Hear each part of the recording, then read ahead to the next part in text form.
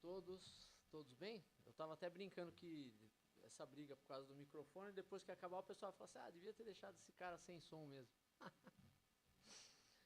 E é um prazer estar aqui com vocês de novo para falar um pouquinho de algumas dicas que o Emmanuel nos dá para a paz, para a segurança, mas que tem muito a ver com a maneira com que nós nos importamos com os outros, né? A maneira com que nós conseguimos ter um olhar mais caridoso, um olhar mais cuidadoso com os outros.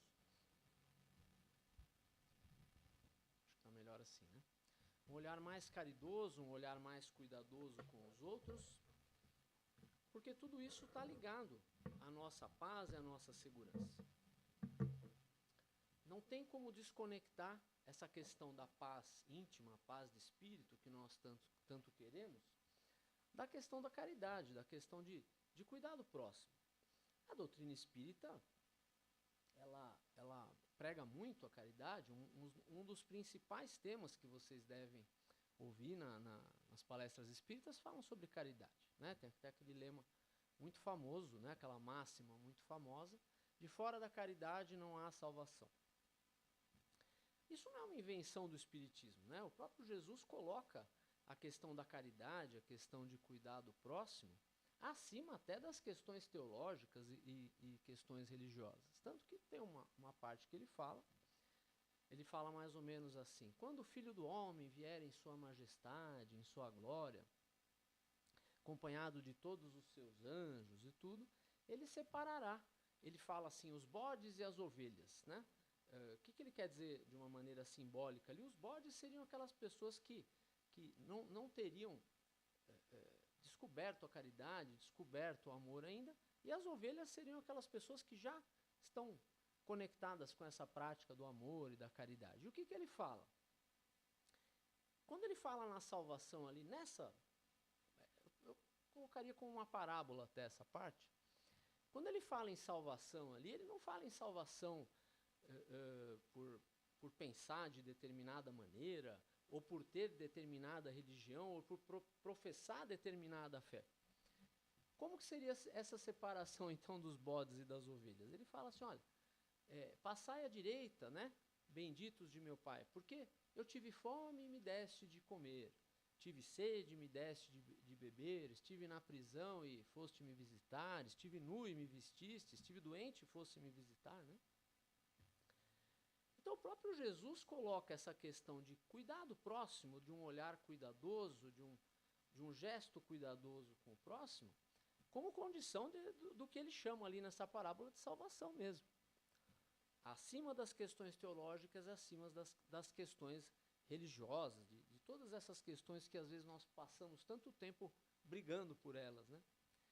Então, o Evangelho de Jesus coloca a questão da caridade, né? A questão desse cuidado não é, portanto, uma novidade da doutrina espírita. E a doutrina espírita dá alguns passos até no sentido de explicar o que provavelmente Jesus quis dizer, porque nesses exemplos que ele dá, tive fome, me deste de comer, tive sede, me deste de beber e tal, a maioria das coisas que Jesus cita ali são coisas da caridade que nós chamamos de caridade material. Né? O que é a caridade material? É nós irmos lá, como foi falado aqui, doar uma cesta básica, doar um alimento, ir aqui na Avenida Cruzeiro do Sul no sábado, doar um lanche, um chocolate, lá um refrigerante, né? Isso são exemplos de caridade moral. E realmente nós precisamos, né? Não adianta nós sermos hipócritas no sentido, caridade moral, a caridade material não importa, o que importa é a caridade moral, que é o outro tipo de caridade. Veja, há momento para tudo e há necessidade para tudo. Não adianta nós chegarmos para aquela pessoa que está faminta, que está com uma necessidade material muito grande, e falar assim, olha, senta aqui, meu irmão. Aí você escuta a barriga do cara roncando, né? Senta aqui, meu irmão, que eu vou te dar um curso aqui de evangelho, vou te dar um curso de espiritismo, vou te falar sobre o fluido cósmico, universal, vou te falar sobre a pluralidade das existências, a pluralidade dos mundos habitados, a escala espírita, e a barriga dele roncando.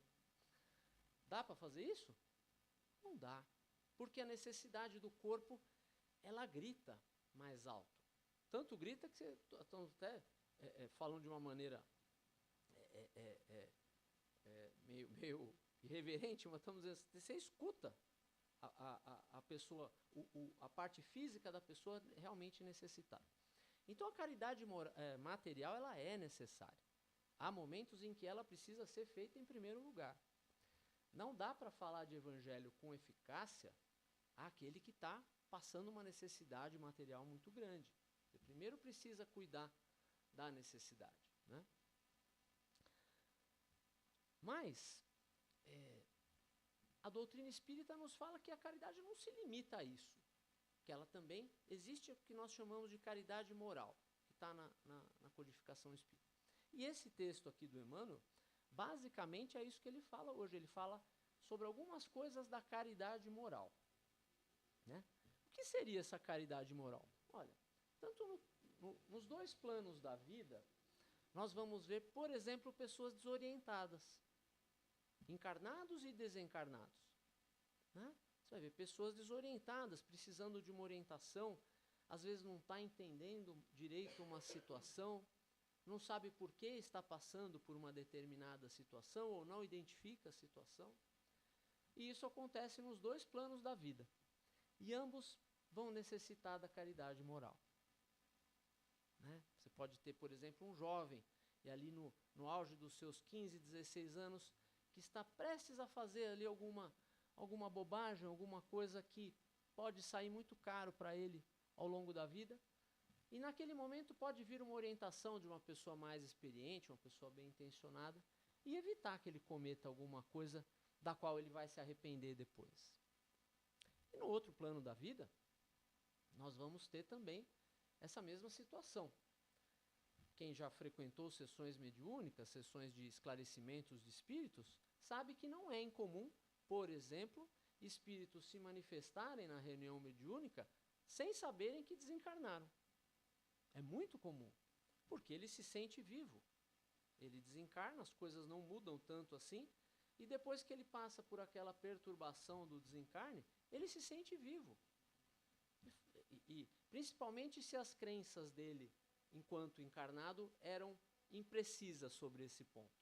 Se ele tinha crenças, por exemplo, de que tudo acaba depois da morte, olha, como é que uma pessoa que tem uma crença, passa a vida inteira cultivando uma crença de que tudo acaba depois da morte, ele se vê vivo depois, quando desencarnado lá do outro lado, ele acha que ele está vivo. Ele não concebe que ele possa se sentir tão vivo daquela maneira, sendo que ele tivesse morrido. Então é muito comum, por exemplo, espíritos desorientados nesse sentido, né? Entre outras coisas, né? A sessão mediúnica, ela acaba sendo muitas vezes uma espécie de uma terapia de esclarecimento e às vezes uma terapia até de choque para um espírito que está precisando de uma orientação do lado de lá. Esses dois exemplos que nós falamos são exemplos de caridade moral. Caridade moral pode ser, há momentos em que ela vai ser consolar uma pessoa, há momentos em que vai ser advertir, como nós acabamos de falar em relação ao jovem, há momentos em que vai ser o esclarecimento, há momentos em que vai ser um reconhecimento, um elogio, um agradecimento, e há momentos em que vai ser simplesmente ficar calado. Porque em algumas situações que nós vemos, e que nós precisamos também dessa caridade, né? Nós estamos falando da caridade que nós podemos fazer aos outros no sentido moral, mas da qual nós também sempre precisamos. No momento em que nós estamos mais errados, principalmente aquele que nós sabemos que estamos bem errados, o julgamento normalmente a gente já tem. A nossa própria consciência, que é onde está escrita a lei de Deus, já nos julga. E aí, será que nós estamos precisando do julgamento do outro? Para acrescentar mais sal na ferida, vamos dizer assim? Não é bem isso. Isso não é caridade moral, né? Então, há momentos em que, e da mesma maneira o outro, se o outro está numa situação similar a essa, não é do nosso julgamento que ele precisa. ou ele precisa de uma orientação, mas muitas vezes ele precisa só do nosso silêncio naquele momento. Porque nós não podemos nos considerar na condição de julgar a atitude do nosso próximo, porque na maioria das vezes nós cometemos também alguma coisa muito similar àquilo que ele está fazendo. Então há muitas maneiras de fazer essa caridade moral. Ela pode ser a advertência, ela pode ser o não julgar, ela pode ser o silêncio, ela pode ser o consolar, ela pode ser um abraço, ela pode ser enxugar uma lágrima de alguém. Quando nós dizemos enxugar uma lágrima, não é só o gesto de passar a mão aqui, mas de, olha, eu estou aqui com você. Né? Dizer para a pessoa, olha, eu estou aqui com você. Talvez eu não saiba exatamente o que você está passando, mas eu vou ficar aqui com você. Você não está sozinho. Né? Todos esses são exemplos de caridade moral. E por que tem tanta gente, assim como nós também precisamos, por que tem tanta gente precisando dessa caridade moral? Por que isso é uma necessidade tão grande nos dias de hoje? E por que é raro, na verdade, encontrar alguém que não esteja necessitando da caridade moral? Normalmente, uma das principais causas disso, é lógico, existem as nossas expiações, as nossas provas, as coisas que nós temos realmente que passar para fazer determinados aprendizados, mas uma razão também muito que causa muito essa questão de todos nós estarmos tão necessitados da caridade moral, é que nós trouxemos tudo para a vida material. Nós, como humanidade, hoje, estamos muito focados no material e pouco focados no que nos torna grandes, no que é eterno para nós, no que é permanente para nós. Nós trocamos muitas vezes o que é eterno, o que é grande, o que é divino, o que é definitivo. Acabamos trocando na ânsia pelos prazeres, muitas vezes, esses prazeres de consumo imediato, acabamos trocando pelo que é transitório, pelo que nos diminui, pelo que nos limita, pelo que nos escraviza. Por termos trocado tantas verdades eternas por tantas ilusões transitórias, a maioria de nós está precisando o tempo todo dessa caridade moral. Mais do que precisaria se não tivéssemos nos voltado tanto para a matéria. Ah, Miro, o que você está falando está muito teórico. Ixi, eu sou zumbi aqui. Continua?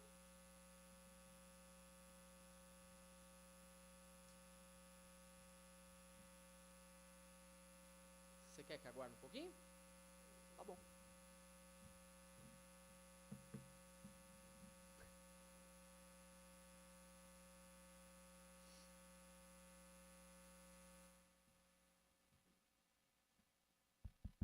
Pode? Pode. Tá.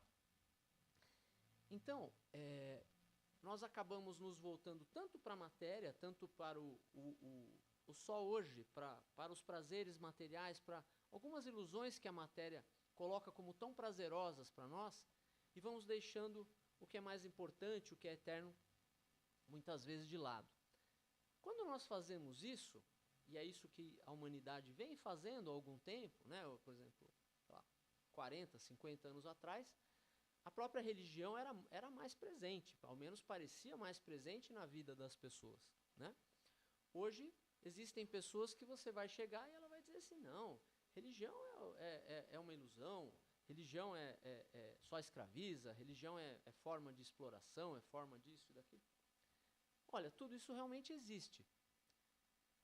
Mas existe o bom e existe o que não é bom. Existiram algumas que, às vezes, podem levar a pessoa a algum tipo de engano, não invalida a religião como uma forma de busca da felicidade, como uma forma de busca do alto. Ou seja, a religião, se bem compreendida, se bem tocada de maneira equilibrada, ela pode nos ajudar muito. Não só a religião espírita. Você pode ser um bom evangélico, você pode ser um bom católico, você pode ser... em vários ramos aí das religiões, você pode ter ensinamentos que te farão viver de maneira cristã. Viver de maneira cristã, viver segundo os princípios do Cristo. E isso, um dos principais disso, é entender o que ele quis dizer quando ele falou, olha, por que ele se diz o Cristo Consolador? Porque ele mostra que os nossos problemas, uma hora eles não são para sempre, uma hora eles vão terminar. Ele nos mostra que os nossos problemas têm uma causa. Ele mostra que os nossos problemas têm uma finalidade pedagógica e que eles não caem por acaso, porque Deus não joga dados. E se nós entendermos todas essas coisas que passam na vida da gente como aprendizados, como oportunidades de crescimento, tudo isso vai tender a ficar, todas essas questões vão tender a ficar mais fáceis de conviver daqui para frente. Então, para que nós possamos, hoje, do jeito que nós estamos aqui, responder essa necessidade de caridade moral nossa e de caridade moral que o outro também precisa, o Emmanuel dá para nós alguns exemplos aqui, né? Olha o que ele fala. Acerenar os ânimos, né? Muitas vezes nós nos deparamos com situações onde as coisas parecem fugir do controle e, em geral, é muito fácil nós termos a calma quando está todo mundo calmo. Mas é fácil ter calma quando está todo mundo se descabelando? Às vezes não é fácil. Né? Não é fácil você dizer para as pessoas terem calma naquele momento onde a prova vem, onde a prova chega. Né? E ele está dizendo que esse é um exercício. Essa é uma dessas maneiras de nós levarmos mais paz do que não paz onde nós vamos. Né? Isso é uma boa maneira de ver como é que nós estamos nos saindo nessa escada evolutiva que nós estamos indo, é perceber como que as pessoas reagem à nossa presença. Eu levo paz, né, o que ele fala que é serenar os ânimos. As pessoas têm os ânimos asserenados quando eu chego, ou elas ficam mais nervosas? Se as pessoas ficam mais nervosas na nossa presença, quando nós chegamos, as coisas saem do controle, acho que nós podemos rever alguns posicionamentos. O primeiro diagnóstico normalmente é dizer assim, o problema é o outro. Né? Nós acharmos que o problema está sempre no outro. Mas se todos os outros forem um problema, talvez o problema esteja mais conosco. Né? Se é um ou outro, né? E todos os outros não, tudo bem, talvez ali realmente aquele seja mais difícil. Mas muitas vezes nós nos deparamos com situações onde todo lugar que nós vamos acontece algum tipo de confusão, algum tipo de briga. Isso provavelmente é uma oportunidade de nós revermos a nossos posicionamentos. Outra coisa que ele fala aqui, atuar no sentido de extinguir a hostilidade. Né? Nós temos muitas vezes posturas hostis onde não seria nem de longe necessário. Por exemplo, quando o outro pensa diferente de nós. Né? Aquele que pensa diferente, aquele que traz um ponto de vista diferente do nosso, não é nosso inimigo. Ele só pensa diferente. Ele só pensa diferente.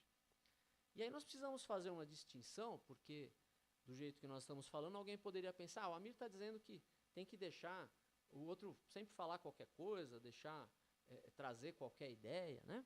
É lógico, todo mundo tem o direito de expor as ideias.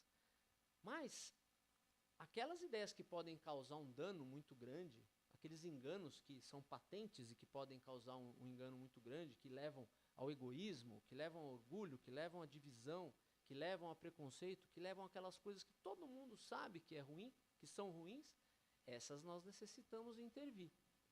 Mas muitas vezes, o que acontece?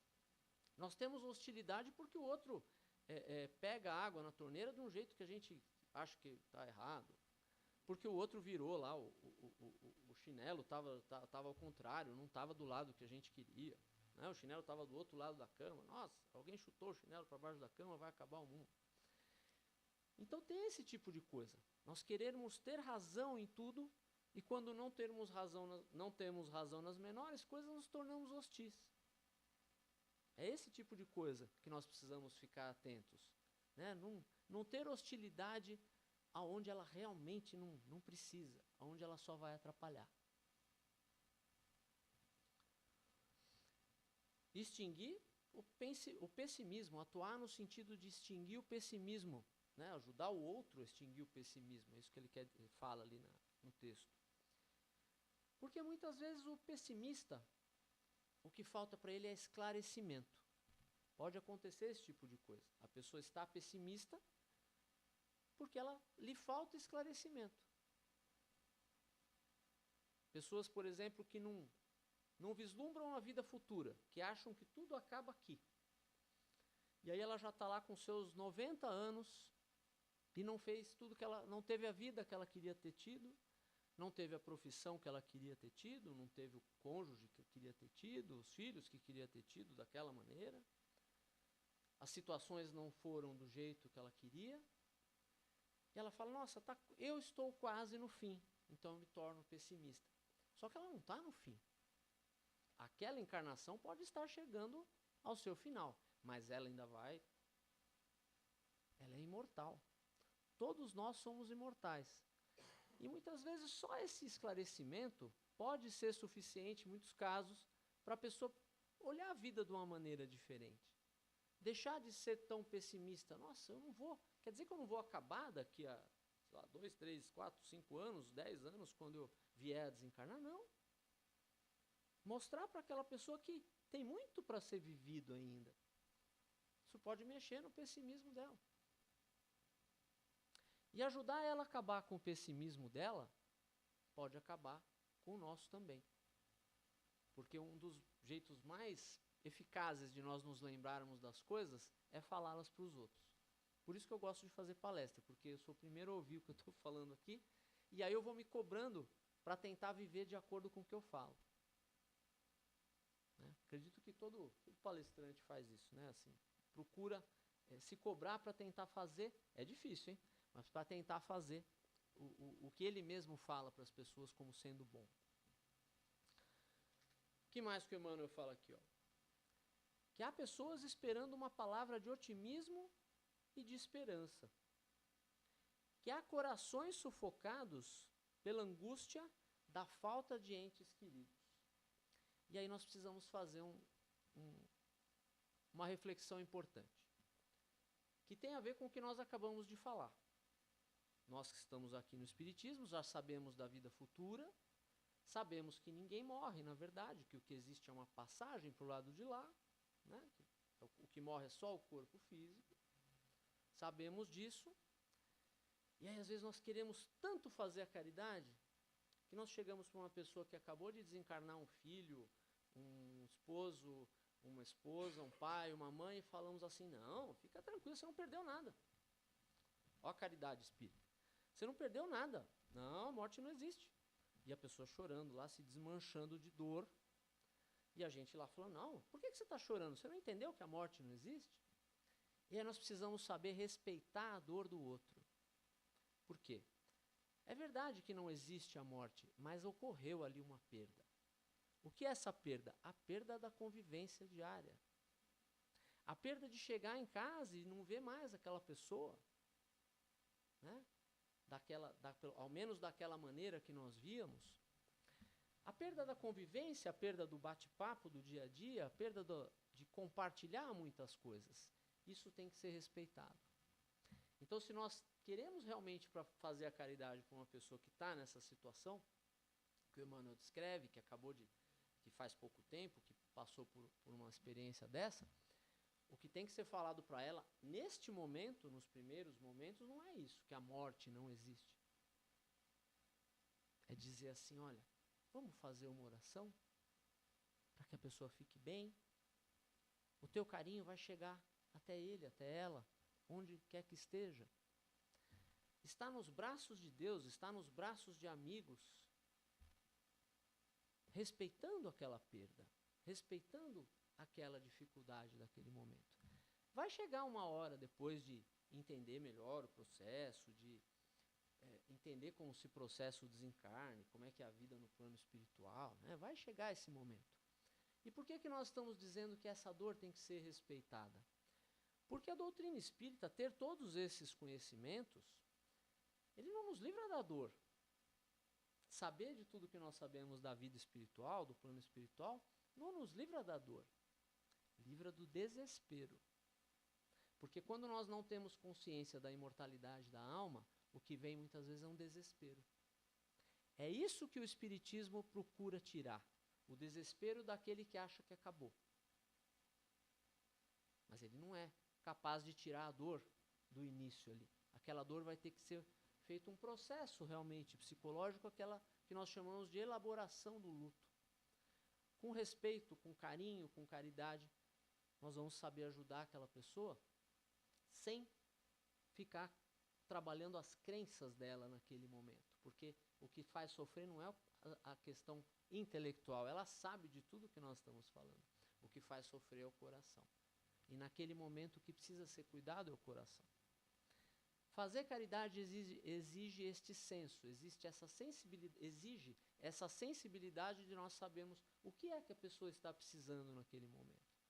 Que é muito diferente de uma pessoa que passou por isso há 5 a 10 anos e que veio para casa para ser esclarecida. É muito diferente, né? E aí ele fala de outras situações aqui, ó.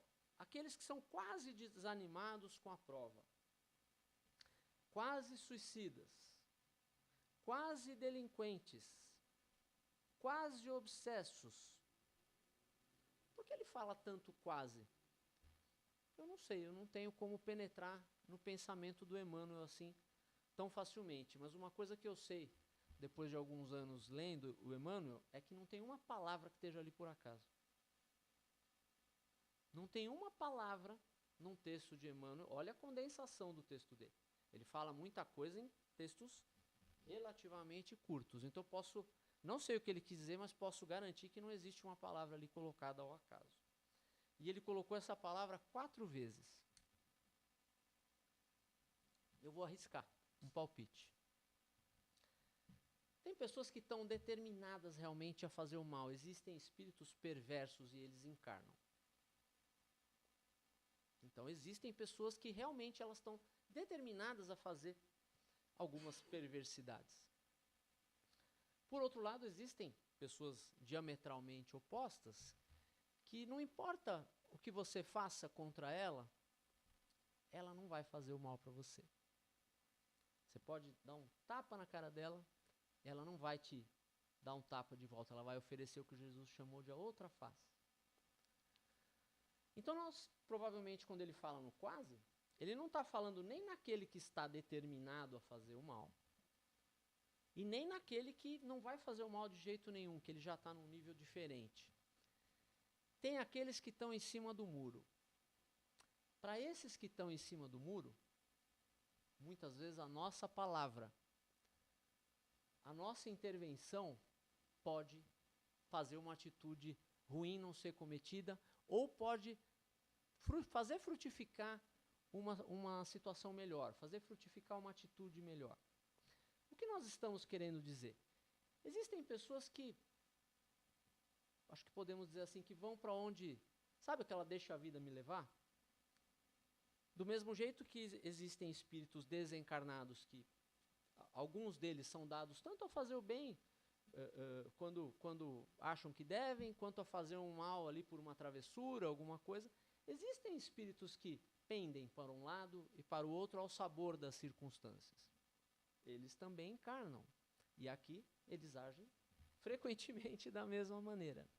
Esses serão muito suscetíveis a um esclarecimento, a um, olha, pensa direito, você virar para ele e falar assim, espera 5 minutos, não responde agora esse e-mail ofensivo aí que chegou para você, espera 5 minutos, vai tomar um café, uma água antes, depois você responde se você ainda estiver pensando assim, aí na volta ele já vai responder diferente. Então existem muitas pessoas que são suscetíveis, por quê? Porque não estão tão determinados a fazer o bem, nem tão determinados a fazer o mal. Essas serão muito suscetíveis aos nossos conselhos. Por que existem tantas... Uma prova de que existem muitas pessoas assim é o próprio mecanismo da transição planetária. Como que é o mecanismo da transição planetária? Todo mundo que... Não sei se todos já escutaram, né? Nós temos a Terra dando agora progressivamente um salto evolutivo, onde ela passa de um mundo de expiação e provas a um mundo de regeneração. E são exilados aqueles espíritos piores mesmo, né? Aqueles espíritos renitentes no mal mesmo, são exilados para planetas inferiores. Só essa ausência desses muito difíceis já muda a disposição daquela massa que vai ao sabor das circunstâncias. Porque aqueles que os inspiravam a fazer muito mal não estarão mais presentes. E nesse mesmo mecanismo, espíritos muito iluminados, talvez não num número tão elevado quanto essas massas, eles também chegam. E eles influenciam também essas pessoas para o bem. E aqueles que em outras companhias agiriam de maneira má, eles passam nessas companhias mais elevadas a agir de maneira boa.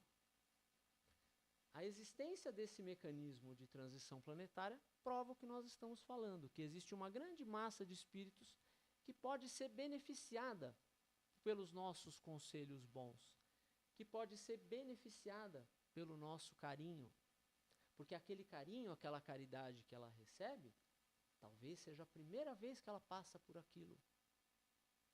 Quando você faz uma atitude boa, quando você trata bem, quando você trata com dignidade, uma pessoa que só conheceu sofrimento vindo dos outros, ela percebe alguma coisa diferente.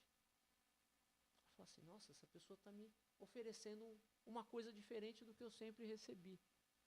Ela sempre recebeu pedra e hoje ela recebe uma mão estendida. Alguma coisa vai mudar. A hora que isso acontece hoje, acontece amanhã, acontece depois, as disposições dela vão mudar. E eu sempre gosto de trazer, já fechando esse pensamento e nesse sentido, uma simbologia muito bonita da natureza. Quando você vê, na maioria dos frutos que você pega na mão, a semente vem dentro do fruto. Algumas coisas dependem de mudas, algumas coisas dependem de outro tipo de plantio, mas muitos dos frutos que nós pegamos na mão, a semente está dentro do fruto. Então, tudo isso que nós estamos falando aqui de procurar frutificar o bem na vida do outro, você está entregando um fruto bom, você está entregando um fruto doce. E o que é o mecanismo mágico da evolução? É que dentro desse fruto que você está entregando, ao mesmo tempo que você está dando o fruto, que é o alimento dela, você está colocando uma semente. O fruto que você entrega da caridade material ou da caridade moral, vai a semente junto. Se essa semente tiver encontrado naquele coração um solo fértil, ele vai multiplicar a 30, a 60 e a 100 por 1, exatamente da maneira que o Cristo fala na parábola do semeador, que é uma das parábolas que eu considero mais lindas e mais simbólicas de todas que Cristo contou. Que Ele te ilumine, faça o teu passe maravilhoso, proteja o seu retorno para o lar e oriente cada uma das nossas escolhas. Obrigado. Imagina. Eu passei um pouquinho para compensar.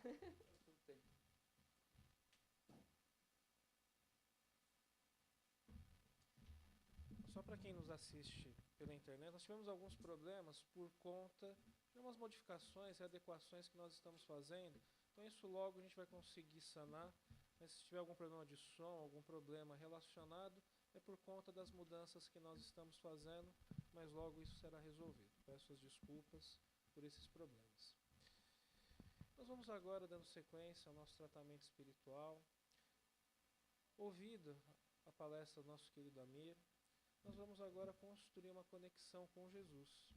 Nós vamos seguir no nosso tratamento espiritual e nós vamos fazer algo que é um ato de caridade, um gesto de amor, que são as vibrações. Vibrar representa doar, vibrar representa um ato de caridade. E nós vamos, em comunhão com Cristo, o nosso Divino Mestre Jesus, doar o amor, a fraternidade, a fé, a caridade e a esperança.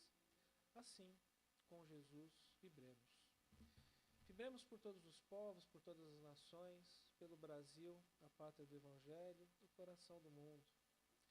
Vibremos pelos enfermos e pelos moribundos. Vibremos pela prática do Evangelho no lar. Vibremos pelas entidades religiosas que promovem o amor, a caridade e a fraternidade. Vibremos por aqueles entes queridos que estão vivendo ou passando por qualquer adversidade, qualquer dificuldade. Vibremos pelos nossos lares e pelos nossos familiares. Vibremos pelos nossos irmãos e irmãs que vivem em situação de rua. Vibremos por todas as nossas instituições governamentais, por todas as nossas instituições religiosas. Vibremos, se assim nos permite, Pai, por nós mesmos, na certeza e na confiança que superaremos as nossas adversidades, as nossas demandas e as nossas provas.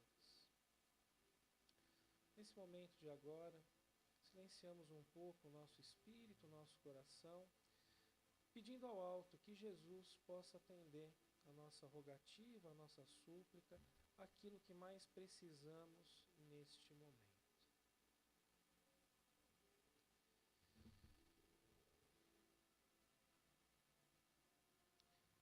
E assim, agradecemos a Jesus pela reunião de hoje, pela boa nova que tivemos, pelo tratamento que agora se concretiza